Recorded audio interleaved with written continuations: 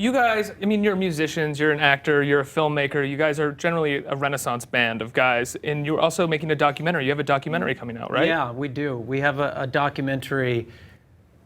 Wow, what a crazy story. I mean, before we made our last album, we were lucky enough to have a breakthrough. It was 2006. A song called "The Kill" came out, and it changed our lives. I directed the video for the first time, and I remember watching the rough cut to the video, and I had made this decision: I'm going to direct this no matter what. We need something that was really going to connect and represent who we are. So I did this homage to The Shining, and I saw the first rough cut, and I've never had this happen in my life, but in the course of 3.5 minutes, my heart, my whole body was just sweating, and I thought I ruined our careers. Now, it went on to be a massive video for us. We won MTV awards all over the world and other awards, and we sold 3.5 million albums. So you thought you had ruined your career when you watched that rough cut? The rough cut. Okay, so the final then cut, you were actually happy with it. I got into the edit, and I got much happier with it. Okay. Yeah, I was able to kind of get in there and dive in. It wasn't a situation where you're like, I can't believe you guys like this. No. I thought I got much better, but the initial feedback I did get, I remember from the management we had at that time, they didn't like it very much, but then it people liked it, and that's what matters ultimately. That's what counts. So anyway, we had tons of success. This album, A Beautiful Lie, sold 3.5 million or more around the world. We never made any money. I mean, Tomo was living in a 200 square foot apartment. Literally. I could pay my rent working at a because I sandwich made shop, films. making subs, making hoagies. Shannon and I were living together. It's true. Yeah, he was working. He was true. literally at that time. And a lot of people don't know this. They think, oh, he was some big, rich, famous actor, and I made art movies for the most part. I never took a payday. I never had a ton of cash. I never had that kind of stuff. But money besides the point. We finally had success. We were happy to have, regardless if we ever had any money or got paid. But what we found out is, sold 3.5 million albums. Sold 3.5 million albums. We came home and found out not only were we never going to be paid a single penny, but that we were $2.7 million in debt. So we started to look into it, and we were flabbergasted by what we found. Mm-hmm. What did you find? Fraud, deception, deceit. We didn't think that would happen to us. We thought that, wait, we had a lawyer, how could this be the case? So we went to war. We said, fuck you. We left the label. They promptly sued us for $30 million, breach of contract.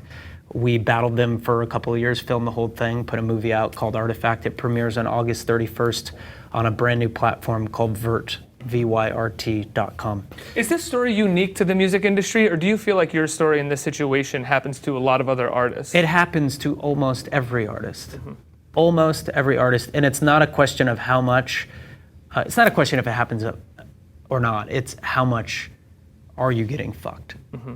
Every artist gets fucked, pretty much. It's how much you're gonna deal with and how right do they make it, how much success do you have.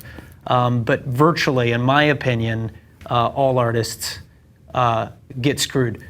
You can, if you fight, if you're smart, you can be part of that small minority that doesn't get screwed. Mm-hmm. And for the record, I'm not anti-label. I love a record company. I don't want to be a record company. I love a group of people around the world helping us to bring our vision to the globe, and we need the help and support. So that's a great thing. You get to focus on the creative. You don't have to really think that much about I wish that's all I focused on, because regardless of the record company or they or not, you have to focus on a lot of other things. But I do like a group of people helping the band and helping other bands. And I think a lot of artists don't want to be business people.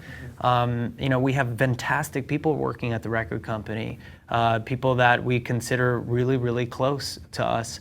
And we wouldn't be here if it wasn't for them. But at the same time, the infrastructure, the corporate, that corporate parasite, whatever that is. The monolith, the corporate whatever monolith. that is, that doesn't put kindness in front of profit, that doesn't make someone raise their hand and be like, you know what, you guys have a really unfair deal. We're not gonna wait until you sue us. We're just going to make it right now. Do you think this has anything to do with the infrastructure of the record companies really crumbling, that they have started doing No. this, or they've always They've been fucking doing people? it since Elvis. You Right. know, they've been doing it since the beginning of time. And I think it's just